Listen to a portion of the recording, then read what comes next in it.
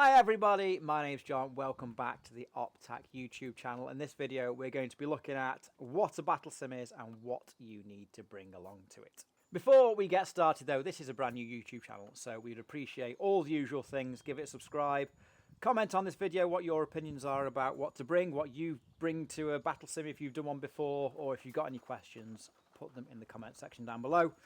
So now we've got that out of the way, let's get on with the video. Now, if you are new to Battle Sims and you're wondering what they are, this is the perfect place for you. And just coincidentally, we actually have a Battle Sim coming up in about 3 weeks' time here at Op-Tac, and the trailer I will link in the description below, and it'll be up in the top corner here somewhere for you to have a look at it as well. So that is our Battle Sim series of the year called Scorched Earth. This is part 2 coming up. It's a 3-parter. We had the first part a month and a half ago, and then the next part is later on in the year. So keep your eyes open for that if Battle Sims are something you want to look at doing. As I said, with Battle Sims, if you are new to them, this is the right place to stop off, because we're going to talk about what a Battle Sim is. We're going to go over the gear that I take to a Battle Sim as well, specifically to me. Might be different to you if you've done it before, but if you haven't and you want to get into Battle Sims, then this is going to give you a great idea of the type of gear you're going to need to bring along to it. So firstly, what is a battle sim? Basically, a battle sim is quite similar to the normal skirmish day you'd experience at your local airsoft site or here at Op-Tac, with a few key differences. So a battle sim normally lasts for one continuous length of time. In the case of the battle sims here at Op-Tac, it's 8 hours, so it's one continuous 8-hour game with no breaks along the way, and the game runs from start to finish with different mission sets throughout the day, different role-playing aspects, different team aspects, and other game-based events during the session as well. So if you're coming over from the skirmish world for the first time, a battle sim is going to seem very familiar to you. So it's structured in a similar way to your normal skirmish day, but it's a really good segue into the mil sim worlds, whether it be film sims, mil sims, and other such games. So because a battle sim normally runs during daylight hours for about 8 hours or so, all of your normal gear from your skirmish days can be used quite easily in a battle sim. There's no specialist gear that you really need apart from a bit of a bag to carry some stuff around with. Your normal AEG gas blowback or HPA gun, your normal rig, whether it be a chest rig or a plate carrier, and everything else that you have should work. There are a few specifics which we're going to get into next, but all the gear that you have should be okay for a battle sim. So we're going to touch on a couple of the key differences with kit on a battle sim compared to your normal skirmish day. The first one is going to be the gear that you wear, whether it be a uniform, an outfit, camo set, whatever you want to call it. That is going to be a bit of a difference on a battle sim. So normally you have a task force team and an Op-4 team. Task force are normally your, in inverted commas, good guys, and Op-4 are normally the bad guys. So task force are predominantly bracketed to wearing tan camos. So your normal multicam, which is obviously a really good one that most people have got, desert DPM like this one here, and a whole host of other tan-based camos, which we have all of those listed for you on our social medias, the WhatsApp group, and on our website as well. Op-4, however, is slightly different. Op-4 normally play the role of different countries, different factions. It can be a whole host of anything. So for instance, with our current Battle Sim series, Op-4 are based on Taliban farmers. So a lot of that authentic dress is involved in the Battle Sim. In a couple of the mil sims we've had, one of them is an American militia. So a lot of civilian clothes with plate carriers and chest rigs as well. It depends very much per battle sim what the Op-4 clothing is. If you want to wear camo still for Op-4, you can do. If you don't want to go with the full LARP dress code, and then it's just a green camo or black. So you can wear your normal green-based camos as well if you want to, like your standard DPM, Multicam Tropic, and a whole host of other green-based camos.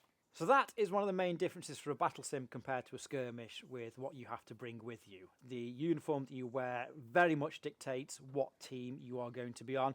If you book onto Op-4 but you arrive in multicam, you're going to be stuck on the task force team. We are very strict in that. There's no coloured bands in battle sims. It's very much the gear you are wearing distinguishes what team you are on. That doesn't, however, translate into your battle gear. And by that I mean your plate carrier or your chest rig or your belt or your gun, your bag, your helmet. Those bits can be whatever colour you want them to be. They don't specifically have to be tan for Task Force or green for Op-4. For instance, I run them as Ranger Green most of the time, so it's nice in between for both sides. but you don't have to specifically have that colour coded to your faction as well. So the next thing I'm going to touch on is the actual gear to bring with you. But just before we do that, one thing I do want to touch on, a battle sim is all about the immersion, right? It's that crossover between a skirmish and a mil sim, and we're trying to really get that immersion and that LARP in there as well. So by no means do you have to wear Taliban tribal dress if you don't want to. We're not going to force you to at all. But we do encourage you to get involved as much as possible, which will make you enjoy the session a lot more, as well as all the other players that are there as well. Right, so let's go on to some fun stuff, shall we? Let's talk about some gear. Now, I'm not going to go over specifics of rifle builds and things like that I take. Everyone has their own gear. For a battle sim, your normal AEG that you use is going to be fine. If you're posh enough to use a gas blowback, that's great. Even a HPA, that is fine. The only real rule we have for battle sims is no HPA pistols with M4 mags. No speed soft gear. It's a battle sim. It's simulating a military experience on a lower level. So we're trying to stay away from the speed soft gear as much as possible. That doesn't include face pro though, which is what we're going to talk about first. So if you run around with a dye I4 mask on because it's what you want for your full face protection, you can. If you won't wear that for a battle sim, it's okay. We prefer eye pro and face shields, but if you want to wear a dye I4 or something similar to that, that's perfectly okay. Personally, I run around with clear lenses like these. These are heat waves. You've got the Pit Vipers, the block glasses, loads of other styles as well. Even some fancy ones like this, so it looks a little bit more civilian style, but they are fully Z87 plus rated and completely safe. But they look a bit more civilian to involve you a bit more into LARP side of it. So a couple of eye pro options for you there. The same goes for the face pro as well. I do wear face pro. I use a Delta mic mask, which is like a snood with a little hard bit on it just there. You've got the MB tactical masks also. A lot of the guys don't run face pro at all for battle sims. They just wear the glasses. But yeah, if you want to wear face protection, obviously there's loads of options out there for you. So we're not telling you can't wear specific face protection. It's whatever you're comfortable with. And the more battle sims and things like that you come to, the more relaxed you normally get, because the player's style is slightly different to a normal skirmish. Right then, moving down from the head and the face, torso, your second line stuff basically. So plate carrier, chest rig, you're going to need something. You've probably already got a preference at this point. You will need something to carry your extra magazines and all the other bits that you're going to be needing. For this sim series, I'm running a plate carrier as I'm one of the guys in charge of task force. I'm running 2 radios and a whole host of other stuff as well. In there, I'll carry 5 or 6 mags. My radio communication side of it and all the other bits and pieces. If you prefer to run a chest rig like this one here, that's not a problem at all, or fancy one like this, that's also fine. It's your personal preference at the end of the day, however you want to run it. One thing about magazines with the battle sim that I did forget to mention earlier is there's no high cap mags allowed. It's mid caps or low caps only. So no windy wheel magazine, no pulley string magazines, mid caps or low caps only. It's the type of thing we do check in the gameplay as well when you're playing. If we see players with high caps, we will ask you to stop using them. Right, one last thing to notice on my plate carrier. This is the 13th take of doing this, so I've got some help. I'm also carrying these with me. They are called Tourniquet. Thank you, mate. Appreciate it. Tourniquet or TQs. These are what we use for medicing and reviving wounded players. So I carry a couple of these on me. You need one because when you get shot, you have to get one of these put back on you, and then you're back in the game. If you get shot again, you take this off because you go back and respawn at your fob or respawn point. But you are advised for a battle sim to bring your own TQs. You will need them. If you haven't got these, you can use a white bandage and tie it around your arm. But we prefer these just for the realism and the effect of them. We think they're a lot better. If you can't get hold of them, we do sell them here in the shop for the battle sim, so you can get hold of them on site as well. So there we go. That's my very basic run through of how I run for a battle sim with a plate carrier. There's a few other little bits on there. I've got a pouch down here that I keep my spare 209 primers in for my reusable pyro. I've got a little pouch on here that I put my phone in and a few other bits and pieces. All the other stuff that I use for the battle sim is mostly in this bag here, which we're going to get onto. But quickly before that, I also do run a belt, a couple of pouches on there, my pistol, gloves, a few other little bits and pieces. You don't need a belt. Not everyone runs one, but if you do run a pistol and you want a couple of extra mags, they are quite handy to have. So all that stuff that you've seen so far is pretty normal. There's nothing obscure there that you've seen that I've shown you. It's all pretty much normal skirmish day stuff apart from the twin radios. Magazines, iPro, all the usual things that you would run at a normal skirmish day. The exciting and different stuff comes in this bag here, which I keep on me, and this is what we're going to get into next. Right, onto the fun bag. After I changed the camera settings for the 13th time because the weather keeps on changing from miserable rain to glorious sunshine, so I apologise if it looks a bit weird and the whole lighting keeps on changing.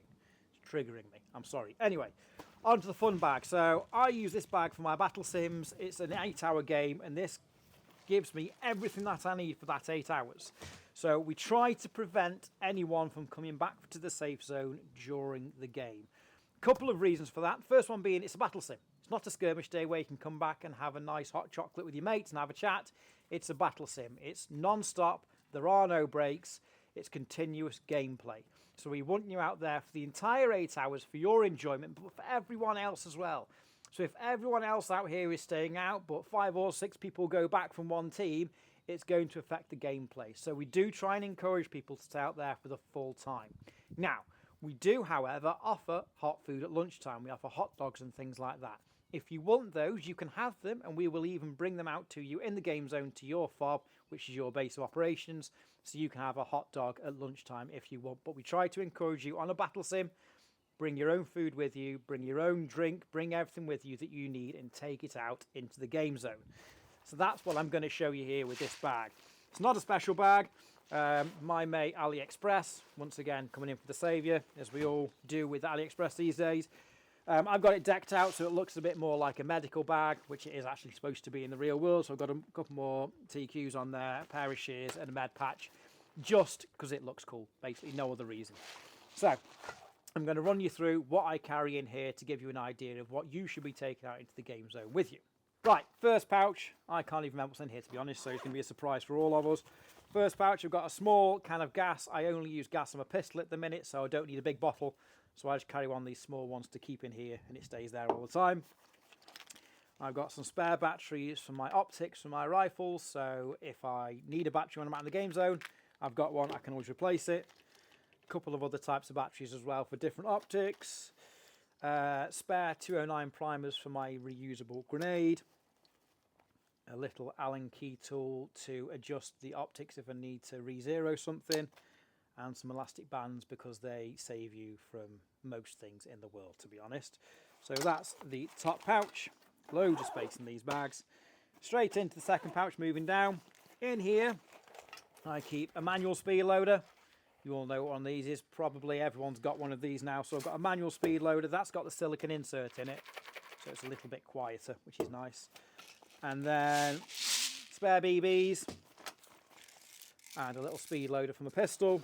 And then in here, randomly, I've got loads of loose 209 primers and some other little fill nozzles for something else I'm going to show you in a second.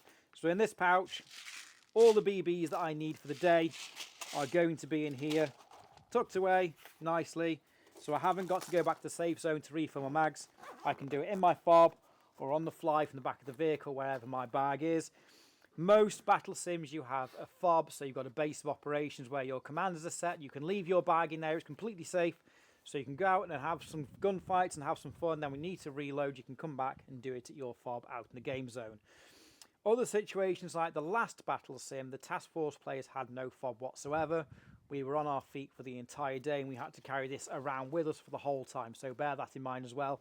At some points we were lucky enough to have a vehicle where we just dumped it, but for a lot of the time we were carrying these around with us. So we needed to make sure they were carryable and had just the stuff that we need. If you haven't got a cool green looking military bag, it doesn't matter. You can use a bag for life if you really want to, if it's your first time. We're not telling you have to look completely cool. Bring what you have at home with you, and then if you enjoy a battle sim, you can tailor it as you go along. The more experienced guys will probably use a DPM day sack or anything like that. There's loads of options out there for you. I picked up one of these recently and really rate it for battle sims. I think it's absolutely perfect. Right, so bottom pocket I have the Big Blue Machine, which is my new EMG Autobot electric loader. Yes, it's very lazy. Yes, it's amazing. Yes, it's expensive. But again, yes, I'm very lazy. This is great. Low BBs in the top. BBs come out of here when you turn it on. The little blue things that you saw in the other pouch were different types of fill adapters for gas blowbacks, different type of rifles and things like that. I keep this in here loaded with BBs. I can literally get here, stick my magazine on top, load it in seconds. It's great. You don't have to have one of those by any stretch. I just find it really easy, and it fits in the bag, fits in the pocket, and gets me back in the fight a lot quicker. So those 3 pockets there are my main things. So my BBs, spare batteries, things like that. In this top pocket as well, I did forget to mention, it's not in there, I keep a spare battery for my rifle as well. So I don't want to have a battery run out on me and then have to come all the way back here to get a new one. I'll literally take the spare batteries out with me in this bag, so everything is out there with me. That's all the fun stuff. Sometimes I'll keep some extra grenades in there. If I've got a few of these that I'm taking out, depending on what role I'm playing, I'll have some more of these in here that I can replenish to my pouches on my first and second line stuff. But that's it mostly for these pouches. Onto the inside. So just on the back of this pouch, actually, I'll briefly tell you what's in here. In here, I've got some other types of batteries, AA's, AAA's, just in case anyone else needs a battery when we're out there. And in there, I keep a hard copy of a map of the site as well. The maps are available on site. You can download them from the website, social media, and we'll have them on site for you to take if you want one. They're useful, especially if it's your first time when you're communicating with other team members. You know exactly what everyone's talking about when you're looking at a map. So for the Sims, they are very useful. On to the inside of this TARDIS of a bag. So in here I have all the other stuff that I need. Now weather-wise, I will check this the day before the battle sim and figure out what I'm going to wear. In here I have, what is it? It's a little Viper multicam poncho, a little waterproof layer. Never actually used it yet, but I've just stuffed it in there because it's small. And if it does really get wet, I can just stick that on over the top. But I always check the weather before I come out, dress accordingly for it. You know, gaiters over your boots, waterproof layers, things like that. If it's cold, extra layers. I don't mind my trousers getting wet. I can cope with that. But having the top half of your body soaking wet from the rain gets a bit frustrating. So dress accordingly, check the weather before you come down. Bring waterproofs with you if you want to, or wear them when you get here. So the rest of it is all nourishment. So when you're out in the game zone, you are playing all day long, you need to rehydrate and you need to eat food and replenish what your body needs for energy for the day. I'm one of the worst people at this, because when I'm playing, I'll normally get to the afternoon and think, oh crap, I've not eaten anything, I better have something to eat. So I'm going to try and do this how you should do it, not how I normally do it. In this bag, I'll keep 2, 3 or even 4 small bottles of still water. Sometimes one big 2-litre one, but most of the time I run the small ones. I'll have one in a dump pouch, which will be on my body, and then I've got a drink going through all day. The hotter it is, obviously the more liquid you need to take in. Today, where it's throwing it down, you probably won't need a lot, but you'll still need to replenish through all the sweating that you do, running around all the train out here. It does get a bit rough, so you need to take water out with you.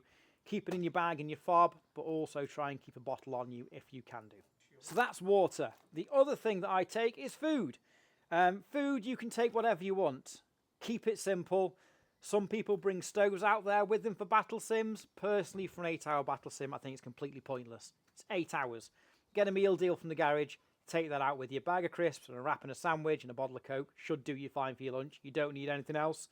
We're having to reset that because there is an audience here with me and there's controversy around what I'm saying. So this is going to sound really disjointed now, but I'm going to say what I just said again and hopefully it fits in.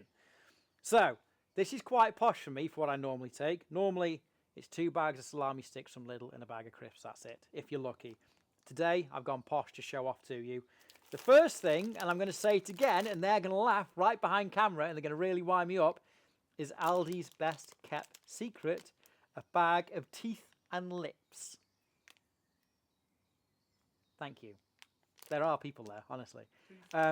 Teeth and lips. They are Aldi's best kept secret, the ace. There's nothing better than a bag of sweets in a battle sim. When you're bashing through the scrub and you're getting a bit tired, reach in your pocket and pull out some sweets, whether it's Haribo, Mawam, whatever it is, teeth and lips, these are the ones for me. I absolutely love them. They're great. And then on to the main course. I say it was a 4-pack of sausage rolls. I've just eaten one because it was raining and I had to delay the filming. So a packet of 4 sausage rolls from Greg's on the way in here. That's pretty much how I take care of myself in a battle sim. Everyone's different. You know how much food you're going to need for a day when you're playing Airsoft. Whatever that is, bring it with you. Don't bring a carrier bag full of multi-pack crisps and loads of food. Number one, your whole team's going to rob your stash. And number two, you're not going to need it. Just bring what you need to eat at lunchtime and a couple of snacks during the day. Trail mix is a great thing. Nuts and raisins is absolutely fantastic. A couple of wraps, a sandwich maybe, and that should do you. The most important thing, in my opinion, is water. Bring plenty of water with you. So the only other thing to touch on with the sustenance side of things, if you like, is medication. So if you require medication for anything, whether you're asthmatic and you've got an inhaler or anything else, you need to take tablets for something, any other type of medication that you need, Jackson, one of the staff here, is diabetic, so he has an insulin pen out there with him, bangs on about it all the time. But that's a good thing, because then we all know he is diabetic, so if something goes wrong, we know what to do about it. So if you need an inhaler, make sure you've got everything out there that you need for the day. Tell the marshalling staff that you need medication and what it is and where it is in your person, as it should be with every game day, so all the marshal staff know what's going on as well. Keep it all in your bag or on your person if you need to, and then it's all stashed away and you know where it is. The last thing to do for you is to join our WhatsApp community. Now, the WhatsApp community is the heart and soul of all the sims that we do here at Op-Tac, whether it's the battle sims, the mill sims, which are way more involved, the film sims that we've got coming up this year as well, like the Black Hawk Down or the 13 Hours film sims we've got coming up, and also some night games coming later on in the year as well. So it all happens in the WhatsApp community. Planning, organisation, team chat groups, rules, regulations, maps, team organisation, that's where it all goes down. There's some sales threads and stuff like that as well. I'll put the link to the WhatsApp community down in the description below. Please make sure you join it, especially if you're playing the Battle Sims, because then we put you in your team chat so you can liaise with your team about how it's going to work, ask any questions, and sort out exactly what you're doing as a role for the day. But that is basically it for the video. So if you've made it this far, thank you ever so much for watching. As usual, please like the video, subscribe if you haven't already, and get in the comments section, because we want to know, A, what you take with you if you play Battle Sims already. If there's anything here that I'm missing for a Battle Sim, not Mill Sim, that's another video coming later down the line. Just a daytime Battle Sim. If you think there's something I've missed, put it in the comments below. If you're new to this, look in the comments below, because there might be some other good ideas in there. Otherwise, if you've got any questions, obviously, put them in there too. But that's it from me. Thank you all for tuning in and watching, and we will see you in the next Battle Sim. If not, we'll see you in the next video.